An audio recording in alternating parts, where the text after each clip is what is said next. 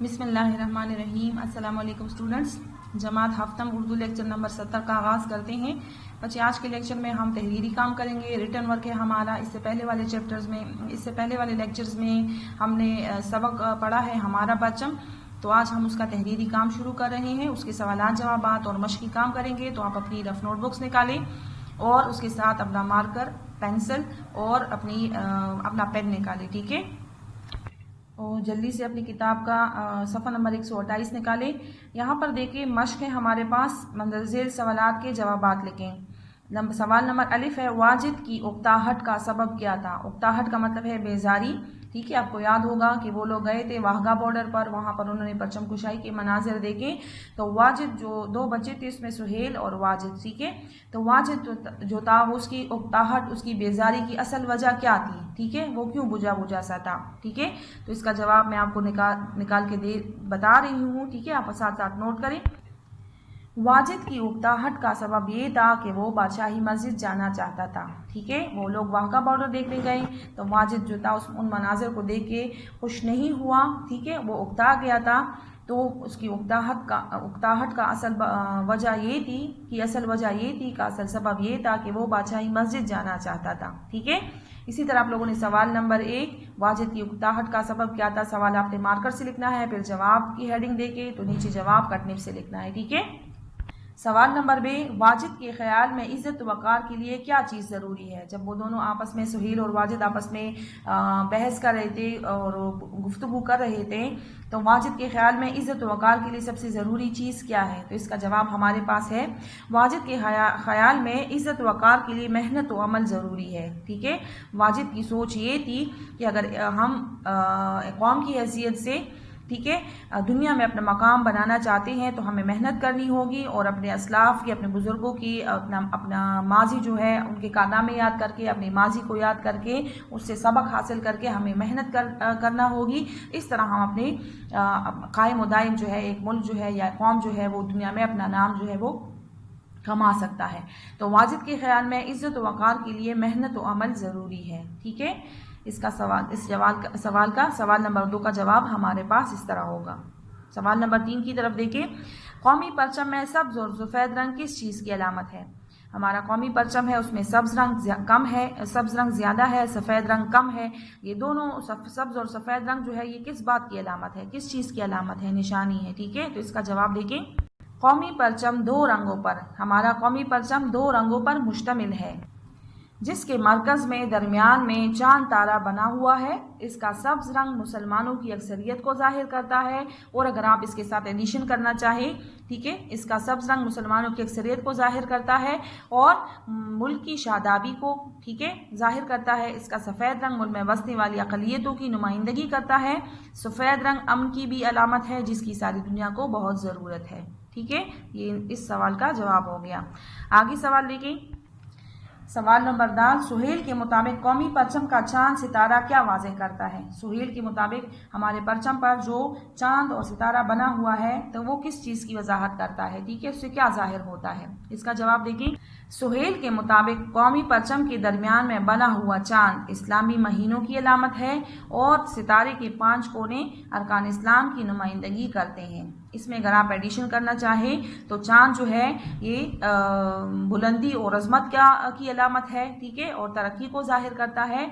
और सितारे रोशनी यानी हमारे मुल्क का मुस्तकबिल रोशन होगा, तो सितारा जो है वो इल्म को जाहिर करता है, ठीक है, कि हमारे मुल्क में इल्म जो है लोग हासिल करेंगे और तरक्की करेगा, ठीक है। हमारे पास दूसरा सवाल है। सवाल नंबर है, शाम के वक्त कौमी परचम को लहराना ठीक नहीं, क्यों। हम शाम के वक्त कौमी परचम क्यों नहीं लहराते। सुबह तुलुए आफ्ताब के साथ परचम लहराते हैं और गुरूब आफ्ताब से पहले परचम को उतारा जाता है, तो इसका क्या फ़लसफ़ा है, ये क्यों इस तरह होता है। तो इसका जवाब अपने पास नोट करें। शाम के वक्त कौमी परचम लहराना ठीक नहीं क्योंकि ये ज़वाल का वक्त होता है, इसलिए अक़ीदतन गुरूब होते सूरज और रात की फैलती हुई तारीकी से इसे महफूज रखने के लिए ऐसा किया जाता है ताकि शाम के ढलते हुए साए इस पर ना पड़े, ठीक है। इस सवाल है हमारे पास, अगर परचम बहुत पुराना हो जाए तो इसके साथ क्या करना चाहिए, ठीक है। अगर एक परचम जो है पटा पुराना हो, वो सीधा हो, तो हमें ऐसे परचम को गिराना चाहिए या इसके साथ क्या करना चाहिए, ठीक है। तो इसका जवाब देखें। नोट करें बेटा, परचम किसी भी मुल्क के वक़ार की अलामत है। ठीक है, अगर किसी मुल्क का परचम उल्टा लहरा दिया जाए या गिरा दिया जाए तो इसका मतलब ये होता है कि इसका वक़ार और इसकी पहचान ख़त्म हो गई है। ठीक है, इसलिए परचम का एहतराम करना, इसकी तौक़ीर में इजाफा करना हमारा फ़र्ज़ है। लिहाजा अगर परचम बहुत पुराना हो जाए तो इसको गिराना नहीं चाहिए बल्कि संभाल कर रखना चाहिए। ठीक है, परचम नया हो या पुराना हो, इसको गिराना इसकी भी हुर्मती है। ठीक है, इसलिए हमें नए और पुराने हर किस्म के पर्चे को संभाल कर रखना चाहिए क्योंकि यह हमारी इज्जत वक़ार की अलामत है। ठीक है, सफ़र नंबर 129 पर देखें, हमारे पास है सवाल नंबर 2, रोज़मर्रा के मुताबिक जुमले दुरुस्त करें। रोज़मर्रा की तारीफ आप पहले भी पढ़ चुके हैं, थोड़ा सा मैं आपको रिवाइज करवा दूँ कि रोज़मर्रा से मुराद वो अंदाज़ बयां है जो अहले ज़ुबान इस्तेमाल करते हैं। अहले ज़ुबान से मुराद क्या है? वो ख़ास लोग, अदीब, शोरा या ज़ुबान के कवायद मुरतब करने वाले लोग जो है वो अहले ज़ुबान कहलाते हैं। तो वो लोग जो अंदाज़ बयान अपनाते हैं, इस्तेमाल करते हैं, तो उस अंदाज़ बयान को रोज़मर्रा कहते हैं। हमें ये जुमले दिए गए हैं, ठीक है, तो हमने इसको रोज़मर्रा के मुताबिक दुरुस्त करना है। अलिफ है, इसने मेरे बरखिलाफ गवाही दी। ठीक है, तो खिलाफ, बरखिलाफ यहाँ पे गलत लफ्ज़ है। सही जुमला हमारे पास होगा इसने मेरे खिलाफ गवाही दी। तो आप पहले गलत जुमला लिखेंगे, फिर नीचे दुरुस्त जुमला हेडिंग देंगे और जुमला जो है अपने पास बुक में नोट करें। इसने मेरे बर को काट दें, इसने मेरे खिलाफ गवाही दी। ठीक है, नंबर बी, जी ने चाहा तो आ जाऊँगा। ठीक है, तो यहाँ पे हमारे पास ने लफ्ज़ जो है ये इजाफी है, जी चाहा तो आ जाऊँगा। दुरुस्त जुमला हमारे पास इस तरह होगा, ने को काट दें। नंबर जी है हमारे पास, बच्चा ने माँ से रोटी मांगी। यहाँ पे लफ्ज़ बच्चा दुरुस्त नहीं आ रहा, बच्चे ने माँ से रोटी मांगी। ठीक है, बच्चा की जगह लिखे बच्चे ने माँ से रोटी मांगी। नंबर दाल, इनसे मेरा सलाम बोलना। तो सलाम बोलना नहीं होता, सलाम भेजा जाता है, कही जाती है, तो इसने इनसे मेरा सलाम कहना। बोलना की जगह आप बोलना को काट देंगे, कहना लिखें और फिर आप अपने दुरुस्त जुमले में इसको ठीक करें। ये है हमारे पास, वो दिन ब दिन कमज़ोर हो रही है।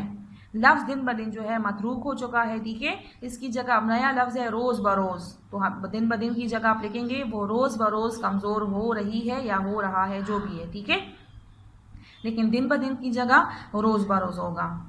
ठीक है, अब आपको समझ आ गई। आपने उसी तरह करना है। गलत जुमला जो है वो आपने मार्कर से लिखना है। दुरुस्त जुमले में जो करेक्ट लफ्ज़ है वो आप लोगों ने मार्कर से मेंशन करना है और पूरा जुमला आप लोगों ने फिर पेन से लिखना है। पहले गलत जुमला, उसी के नीचे दुरुस्त जुमला और हेडिंग देनी है, नंबर शुमार लिखना है।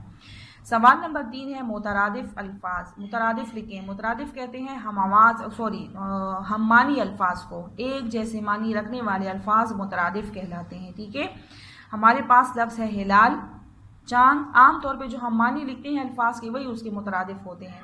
हिलाल, चांद, आफताब, सूरज, मरकज़, दरमियान, आया, ज़ाहिर, झंडा, परचम, तौक़ीर, इज़्ज़त या वक़ार। ठीक है, उसी तरह आपने लाइन ड्रॉ करके एक साइड पर अल्फाज, दूसरे पे मुतरादिफ। अल्फाज जो है जो बुक में आपको दिए गए हैं ये आपने मार्कर से लिखने हैं, इसको अंडरलाइन करना है और जितने भी इसके मुतरादिफ है ये आप लोगों ने कटनिब से लिखने हैं। ठीक है, सवाल नंबर 4 है, दरअज़ील जुमलों को ज़रबुल अम्साल के गलत इस्तेमाल को दुरुस्त करके लिखें। दरअज़ील जुमलों में जो ज़रबुल अम्साल दिए गए हैं, ज़रबुल अम्साल ज़रबुल मिसल की जमा है। ठीक है, ज़रबुल अम्साल वो जुमले जो मिसाल के तौर पे बोले जाते हैं। ठीक है, और ज़रबुल अम्साल को हम कहावत भी कह सकते हैं। ठीक है, तो हमने इनमें से जो गलत ज़रबुल अम्साल इस्तेमाल हुए हैं उसको दुरुस्त करना है।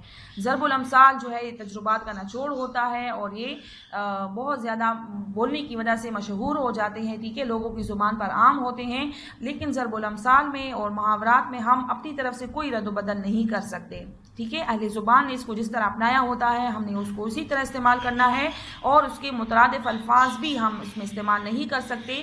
जो ज़रबुल मिसल या जो मुहावरा जिस तरह कहा जाता है, अहले ज़ुबान ने कहा होता है, उसी तरह उसको फॉलो करेंगे। ठीक है, तो हमारे पास पहला ज़रबुल मिसल है, आग का जला छाछ फूंक फूंक कर पीता है। आग का जला। ठीक है, उसी तरह आपने गलत दुरुस्त फ़िक़रात की तरह पहले लिखना है गलत जुमला, आग का जला छाछ फूंक फूंक कर पीता है। छाछ कहते हैं लस्सी को, वो लस्सी जिससे हम मक्खन इकट्ठा नहीं करते, जिसमें मक्खन शामिल होता है। ठीक है, जब हम दही पेंटते हैं उसमें पानी डालते हैं और उसको और पेंटते हैं तो उस पर मक्खन आ जाता है। ठीक है, तो वो लस्सी जिससे हम मक्खन जिससे मक्खन अलग नहीं किया जाता और उसको उसी तरह मक्खन समेत पिया जाता है तो वो छाछ कहलाती है। ठीक है, वो लस्सी।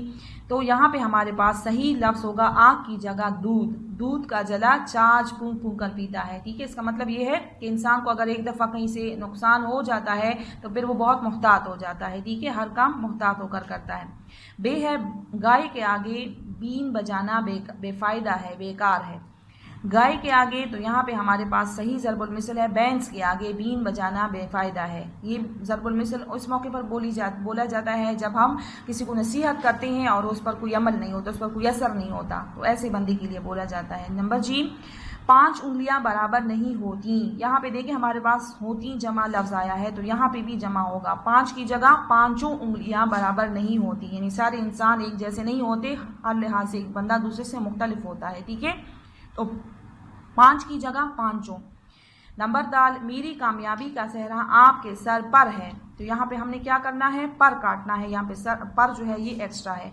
मेरी कामयाबी का सेहरा आपके सर है, यानी मेरी कामयाबी आपकी वजह से मुझे मिली है। ठीक है, वो नंबर है, वो तो नाक पर मच्छर नहीं बैठने देता। तो यहाँ पे मच्छर जो है ये गलत है, यहाँ पे मक्खी आएगा। ठीक है, मक्खी लिखें और मतलब इसका ये है कि बहुत गुस्से की हालत में, जब इंसान बहुत गुस्से की हालत में होता है और कोई से बात नहीं कर सकता तो ऐसे मौके पर ये ज़रबुल मिसल बोला जाता है। लास्ट है हमारे पास वाव, आपको मशवरा देना, सूरज को दिया दिखाना है। दिया भी चराग को कहते हैं। ठीक है, लेकिन यहाँ पे सही लफ्ज़ जो है वो चराग है। मैंने आपको शुरू में बताया कि मुतरादिफ अल्फाज भी हम इसमें इस्तेमाल नहीं कर सकते, तो यहाँ पे आपने दिया को काट के चराग लिखना है।